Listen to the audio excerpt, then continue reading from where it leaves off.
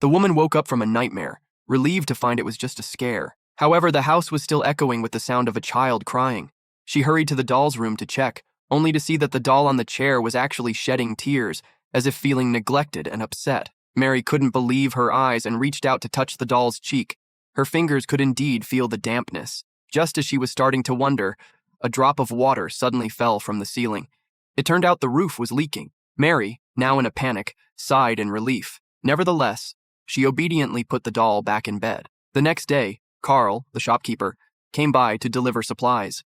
Mary took this opportunity to ask him about the doll. Carl led her to a gravestone and began to tell the story. The villa had once suffered a fire, and the elderly couple's 8-year-old son Jack died in the blaze. This doll was created in his memory. For the past 20 years, they had been using it as a way to remember their son. After finishing his story, Carl invited Mary to relax at a bar that night.